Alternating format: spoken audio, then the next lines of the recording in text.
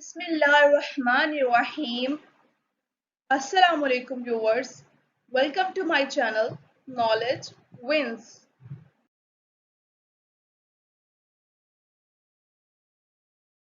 आज का हमारा टॉपिक है मेजर्स ऑफ सेंट्रल टेंडेंसी, यानी हम सेंट्रल टेंडेंसीज के मेजर्स को डिस्कस करेंगे।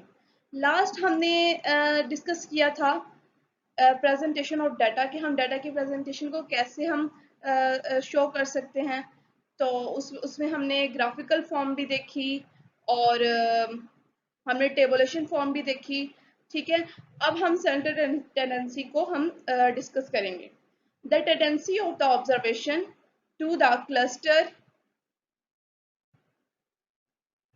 in the central part of the data set is called central tendency. ठीक है, जब हमारी तमाम ऑब्जर्वेशंस डाटा सेट की तमाम ऑब्जर्वेशन एक ही सेंटर पॉइंट पे इकट्ठी हो जाती है, क्लस्टर हो जाती है। क्लस्टर का मतलब एक जगह एक जगह तमाम चीजों का रुझान होना। ठीक है, तो उस तरह तो उस सेंटर पॉइंट को हम सेंट्रल टेंडेंसी कहते हैं। ठीक है, and the summary values that give center values and represent the entire data set as a measure of central tendency. So जब हमारी ये सेंट्रल टेंडेंसी को हम मेजर किस तरह करते हैं, इनकी समरी वैल्यूज जो हमारे पास आती हैं वो तमाम डाटा सेट को एक सेंट्रल वैल्यू देती है, तमाम डाटा सेट की एक सेंट्रल वैल्यू हमें दे देती है।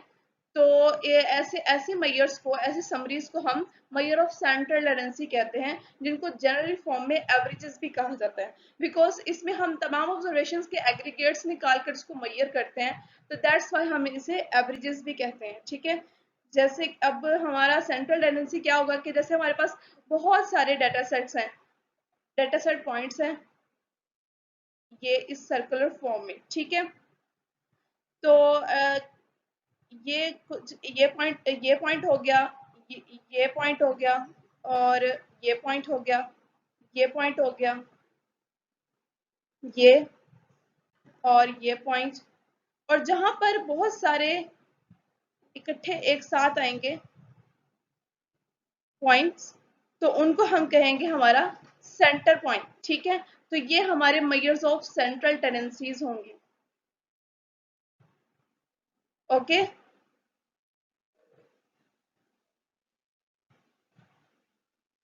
सो इसे हम एवरेजेस भी कहते हैं। ठीक है, नेक्स्ट हम इसकी टाइप्स को डिस्कस करेंगे। ओके,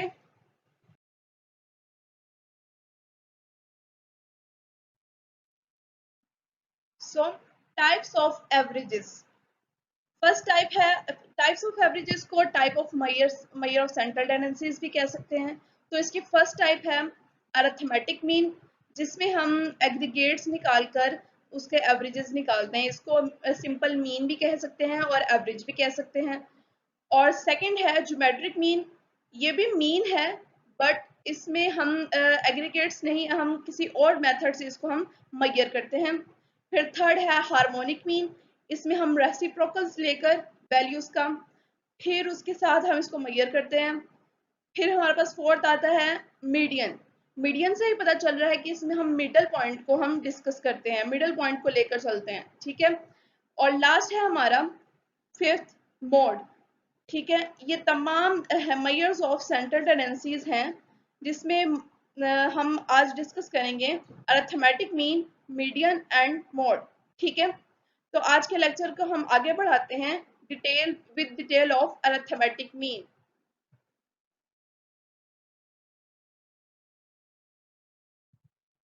हाँ जी, तो अरिथमेटिक मीन क्या है? अरिथमेटिक मीन और सिंपली द मीन, जैसे कि मैंने कहा था कि इसको सिंपली मीन भी कहते हैं और एवरेजेस भी कहते हैं।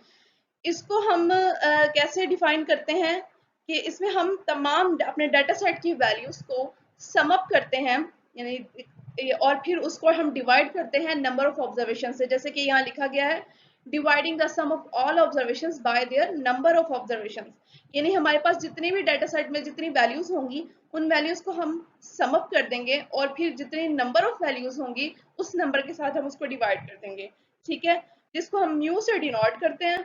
और समीशन एक्स आई, यानी एक्स आई हमारे एक्सिस की वैल्यूज होंगी divided by N, capital N. ठीक है, अगर हमारे पास डाटा पॉपुलेशन में है, ठीक है। तो हम उसमें हम मीन को हम म्यू से डिनोट करते हैं और हम कैपिटल एन यूज करते हैं। जबकि अगर हमारे पास वैल्यूज हमारे पास डाटा सेट सैंपल का होगा तो तब हम उसे एक्स बार से डिनोट करेंगे इस तरह, ठीक है, इक्वल्स समीशन एक्स आई, इसी तरह सिंपली लिखेंगे ओके। और डिवाइड करेंगे हम इसमें स्मॉल एन को, जो हमारा सैंपल साइज होगा, ठीक है। जैसे हम एग्जांपल ले लेते हैं, यहाँ पर हमें ग्रेड्स दिए गए हैं। फर्स्ट ग्रेड है 82, 90 और 76, ठीक है। तो ये सब हम कंसीडर कर लेते हैं कि ये हमारे पास वैल्यूज हैं एक्स की। तो अब हम इसका मीन हमें निकालना है। हम क्या करेंगे, 82 प्लस 90 प्लस 76, इन तीनों को हम ऐड कर देंगे और हम 3 से ही डिवाइड कर देंगे। तो हमारे पास जो वैल्यू आएगी वो हमारा अरिथमेटिक मीन होगा, हमारी एवरेज होगी इन स्कोर्स की, ठीक है। ये हमारा अरिथमेटिक मीन की डेफिनेशन हो गई, उसकी एक्सप्लेनेशन हो गई, ठीक है। नेक्स्ट है हमारा वेटेड मीन। वेटेड मीन हम क्यों यूज करते हैं? सिंपली तो हम अरिथमेटिक मीन यूज कर रहे हैं, मगर बहुत सी जगह ऐसी होती हैं जहां पर हम वेटेड मीन यूज करते हैं। वेटेड मीन हम क्यों यूज करते हैं, चलो हम इसको डिस्कस करते हैं। द मल्टीप्लायर्स और set of numbers which express more or less adequately relative importance of various observations in the data set are called weights, ठीक है। तो weights क्या होते हैं, जिसमें हम weights एक ऐसे मल्टीप्लायर्स होते हैं, ऐसे सेट ऑफ नंबर्स होते हैं जिसमें हम जिसे हम असाइन करते हैं अपने ऑब्जर्वेशंस को, ताकि उनकी जो इम्पोर्टेंस है, उनकी रिलेटिव इम्पोर्टेंस जो है वो उसके अकॉर्डिंग हो सके, उसके इक्वल हो सके, ठीक है। जैसे कि यहाँ बताया गया है 82 क्विज क्विज में 82 नंबर स्कोर किए हैं एक स्टूडेंट ने, ठीक है। और उसकी हमारे पास रिलेटिव इंपॉर्टेंस क्या है, 20%, यानी 0.2, ठीक है।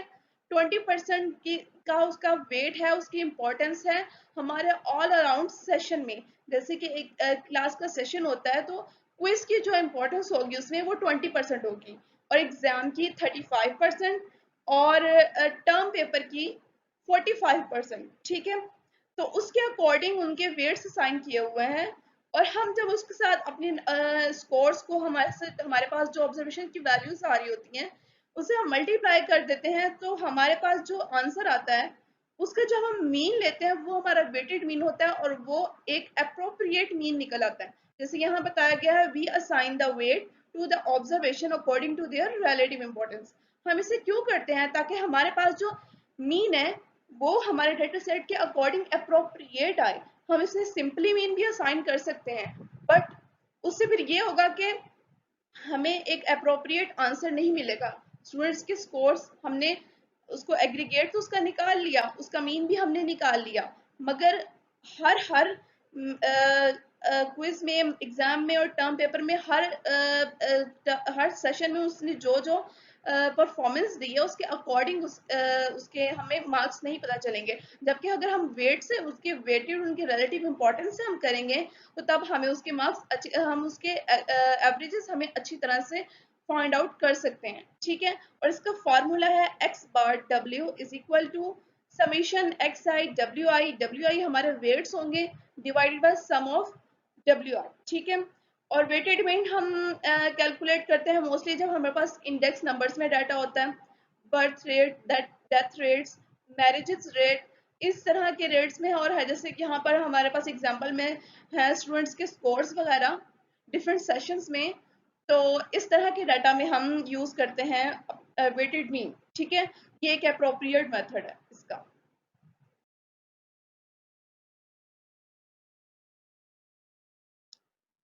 हाँ जी। तो अब हम इसकी प्रॉपर्टीज देखेंगे, अरिथमेटिक मीन की प्रॉपर्टीज। इसकी फर्स्ट प्रॉपर्टी है summation X I minus X bar is equal to 0। मतलब जब हम अपने ऑब्जर्वेशन की वैल्यूज को उनके मीन से डेविएट करेंगे, यानी हमारे पास ऑब्जर्वेशन की वैल्यूज 1 2 3 4 5 आ रही हैं, हम उसका मीन ले लेंगे, उसके मीन से ही जब हम अपने तमाम ऑब्जर्वेशंस को माइनस कर रहे होंगे, माइनस करने के बाद वो जो माइनस करने के बाद जो वैल्यूज आएंगी, ठीक है, उसका हम जब सम करेंगे तो हमेशा हमारे पास आंसर जो है 0 आएगा। ये मीन की प्रॉपर्टी है और ये हमेशा फुलफिल होती है, ठीक है, कि जब हम इसके डेविएशंस को सम करके, इसके मीन के साथ डेविएशंस को सम करेंगे तो हमारे पास आंसर मस्टली 0 ही आना चाहिए, ठीक है। ये बहुत इंपॉर्टेंट प्रॉपर्टी है, मोस्टली टेस्ट में ये एमसीक्यूज के फॉर्म में आती है, इंटरव्यूज में भी पूछा जाता है कि मीन की ऐसी कौन सी प्रॉपर्टी है वो बताएं, ठीक है। सो इसकी सेकंड प्रॉपर्टी है summation X I minus X बार का स्क्वायर, ये स्क्वायर है गाइस, ओके। तो जब हम इसमें करते हैं ऑब्जर्वेशंस के मीन को डेविएट करके उनका स्क्वायर कर लेते हैं, उनका स्क्वायर करके फिर सम करते हैं, तो ये हमारा जो इसमें वैल्यूज आती हैं वो है ऑलवेज मिनिमम, वो हमेशा लेस होती हैं किसी और ऑब्जर्वेशन से, किसी और वैल्यू से, ठीक है, वो हमेशा मिनिमम होती है। तो ये भी अरिथमेटिक मीन की हो गई दूसरी प्रॉपर्टी। थर्ड है इफ के सब ग्रुप्स, के मतलब के हो सकता है, जे हो सकता है, आयत हो सकता है, मैंने यहाँ पर के का नोटेशन यूज किया है। If K sub groups of data consisting of n1 n2 up to so on nk, जब हमारे पास बहुत सारे सैंपल साइजेस होते हैं, यानी कि सैंपल साइजेस ज्यादा है, यानी हम काफी ज्यादा सैंपल्स को लेकर चल रहे हैं, ठीक है। ऑब्जर्वेशंस हैव रिस्पेक्टिव मीन्स, यानी हमें यहाँ पर ऑब्जर्वेशंस के मीन हमने फाइंड आउट नहीं करने हैं, यहाँ पर हमें मीन ऑलरेडी दिए गए हुए हैं, ठीक है। हर सैंपल के उसके सैंपल साइज दिया हुआ है और उसके मीन्स दिए हुए हैं, ठीक है। ये स्मॉल एन और स्मॉल एक्स है, तो मतलब हमें यहाँ पर सैंपल को लेकर ही चलना है, पॉपुलेशन नहीं, ठीक है। तो अब हमें ये दोनों वैल्यूज हमें पता है, सैंपल साइज और सैंपल मीन, तो हमने कंबाइंड मीन निकालना है। तो कंबाइंड मीन हम कैसे निकालेंगे, वो इस तरह हम निकालेंगे summation N I X bar I over N. यहाँ पर हर सैंपल्स का अलग अलग जो आ रहा है हमारे पास सैंपल साइज वो होगा, और यहाँ पर आएगी हमारे पास हर सैंपल के अलग अलग सैंपल मीन्स, और फिर हम उसे टोटल जो हमारा सबको प्लस करके आ रहा होगा मीन और सॉरी सैंपल साइज, उसको हम लेंगे और इसका हम कैलकुलेट करेंगे, तो हमारे पास जो आंसर आएगा वो कंबाइंड मीन कहलाएगा, ठीक है। लास्ट हमारी प्रॉपर्टी है if y is equal to A X I plus B where a and b are any two numbers, यानी ये a और b कोई भी नंबर्स हो सकते हैं जिनको a और b से डिनोट किया गया है, तो y बार हमारा किसके इक्वल होगा, a x bar plus b।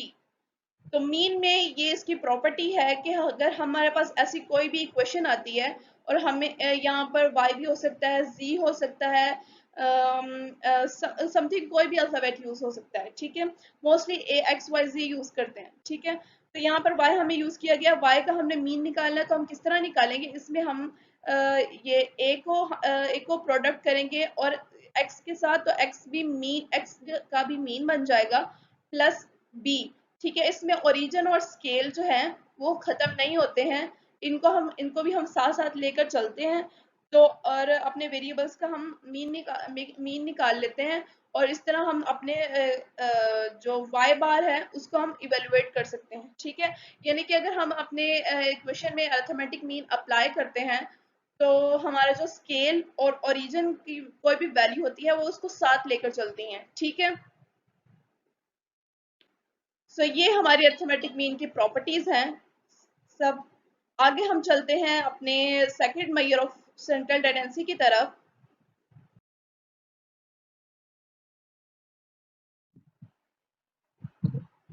So median से रिलेटेड ही कुछ ऐसे और मेजर्स हैं जिनको हम साथ ही साथ डिस्कस कर लेते हैं, वो है क्वांटाइल्स। क्वांटाइल्स एक ऐसे मेजर्स हैं, ऐसे मेजर्स हैं जिनमें, और एक ऐसा मेजर है जिसमें बहुत सारे मेजर्स इंक्लूड हैं। फर्स्ट है क्वार्टाइल। क्वार्टाइल क्या है, जिसमें हम करते हैं जिसमें हम काफी ज्यादा ऑब्जर्वेशंस को थ्री पार्ट्स में हम डिवाइड कर लेते हैं। जैसे कि हमारे पास यहाँ पर ब्लॉक्स में नंबर्स दिए गए हैं, इस तरह से ब्लॉक बना लेंगे, ठीक है, और हम इसे पार्ट कर देंगे 1 2 3। ठीक है, हमारे पास पार्ट्स कितने बने, 4 पार्ट्स बने, और हम कितने कितने नंबर हमने इसे डिवाइड किया, 1 2 एंड 3। ठीक है, तो ये हमारे क्वार्टाइल्स होंगे। हम क्वार्टाइल्स, डिसाइल्स और परसेंटाइल्स को क्यों यूज करते हैं, मीडियन को हम यूज करते हैं एक स्मॉल डाटा के लिए। ठीक है, जब हमारे पास काफी मतलब रिजनेबल डाटा होता है तो हम उसमें हम उसे करते हैं 2 पार्ट्स में डिवाइड कर देते हैं, जैसे कि हमने यहाँ पर किया, इसको इस पार्ट में और इसको इस पार्ट में डिवाइड करके हम मिडल वैल्यू निकाल लेते हैं। जब अगर हमारे पास लार्ज नंबर ऑफ डाटा होता है तो फिर हम उसमें हम क्वार्टाइल यूज करते हैं, डिसाइल्स यूज करते हैं, परसेंटाइल यूज कर सकते हैं। क्वार्टाइल्स में हम करते हैं अपने डाटा को 4 पार्ट्स में इक्वल डिवाइड कर देते हैं, 4 इक्वल पार्ट्स में हम डिवाइड करते हैं। डिसाइल में हम 10 पार्ट्स में डिवाइड करते हैं, दैट्स वाई इसको डिसाइल कहा जाता है। और परसेंटाइल को हम 100 पार्ट्स में डिवाइड कर देते हैं, दैट्स वाई इसको परसेंटाइल कहा जाता है। और ये तमाम मेजर्स जो हैं वो क्वांटाइल्स कहलाते हैं। ठीक है, सो ये मीडियन को हम डिफाइन करते हैं, यूज करते हैं हम स्मॉल डाटा के लिए, एक कुछ रीजनेबल डाटा के लिए। ठीक है, मगर जब कभी हमारे पास बहुत सारा डाटा आ जाए तो तब हम इन मेजर्स को वो यूज करके अपना मीन, अपनी एवरेजेस या मीडियन हम निकाल सकते हैं। ठीक है,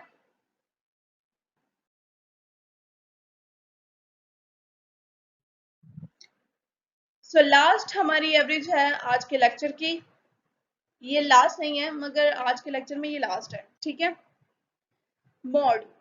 मॉड क्या होता है, मॉड एक फ्रेंच वर्ड है जिसको हम फैशन कहते हैं। ठीक है, जो कि बहुत ज़्यादा फ्रिक्वेंटली हम अपने इर्द गिर्द देखते हैं, कुछ भी करते हुए, ड्रेस सेंस में या किसी और तरह से भी हम लोगों को करते हुए देखते हैं तो हम कहते हैं कि ये फैशन हो गया है। ठीक है, ये ट्रेंड हो गया है। जो उस फैशन को फॉलो करता है हम उसे मॉड कहते हैं, मॉडर्न। मॉडर्न से ही मॉड निकला है। ठीक है, तो मॉड एक फ्रेंच वर्ड है जिसको हम फैशन कहते हैं, बट स्टैटिस्टिक्स की वर्ल्ड में मोड जो है हम किस तरह से निकालते हैं, वो भी इसी तरह ही जैसे कि रियल लाइफ में हम मोस्ट फ्रिक्वेंटली अक्कर होने वाली चीज़ों को कहते हैं कि ये फैशन हो गया है, ये मॉड है, मॉडर्न है। ठीक है, उसी तरह हम अपने स्टैटिस्टिक्स में अपने डाटा सेट की ऑब्जर्वेशंस को देख के हम उसका मोड निकालते हैं। जो ऑब्जर्वेशंस में जो नंबर हमारे पास, जो ऑब्जर्वेशन हमारे पास बहुत ज़्यादा टाइम्स अक्कर करती है दूसरों से, तो वो उसका मोड कहलाती है। ठीक है, या और उसे कॉमन रिजल्ट भी कहते हैं, जैसा कि यहाँ लिखा गया है। ठीक है, अब हम कोई भी एग्जांपल ले लेते हैं यहाँ पर, जैसे 1 कॉमा 2, सॉरी 2, ये 2 टाइम्स आ गया, 2 6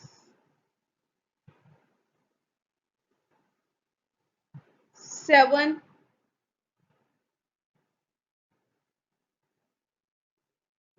10। ठीक है, तो अब इन नंबर ऑफ ऑब्जर्वेशंस में हम देखकर बताएंगे कि हमारे पास कौन सी ऑब्जर्वेशन है जो मोड कहलाएगी, जो हमारी कौन सी वैल्यू मोड होगी। तो हमें देखने से ही पता चल रहा है कि बाकी तमाम ऑब्जर्वेशन जो है वो 1 टाइम्स अगर करनी है, जबकि हमारे पास 2 जो है वो मोस्ट फ्रीक्वेंट है। तो हमारे पास मोड क्या होगा, 2। 2 इज, ओहो,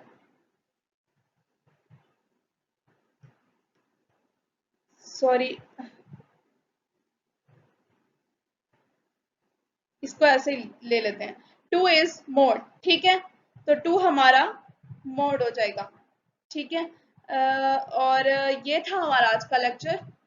हमने मेजर ऑफ सेंट्रल टेंडेंसीज को डिस्कस किया।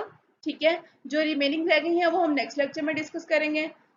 तो हम नेक्स्ट लेक्चर का इंतज़ार कीजिएगा। ये था हमारा आज का। So thank you so much viewers. आज का लेक्चर अगर आपको पसंद आया है, आपके लिए मीनिंगफुल रहा है, अप्रोप्रिएट रहा है, तो हम मेरे वीडियो को लाइक कीजिएगा और मेरे चैनल को सब्सक्राइब कीजिए और ज़्यादा से ज़्यादा शेयर कीजिए ताकि बाकी लोग भी इससे फ़ायदा उठा सकें। ये सबके लिए बहुत यूज़फुल होगा। स्पेशली उन लोगों के लिए जिन्होंने अभी अपनी इंटरमीडिएट स्टार्ट की है और वो बेसिक लेक्चर्स यहाँ से सुन सकते हैं, ठीक है। सो इसी तरह लाइक, सब्सक्राइब और शेयर करते रहिए और अपने नॉलेज को ग्रूव करते रहिए, इम्प्रूव करते रहिए। Thank you so much.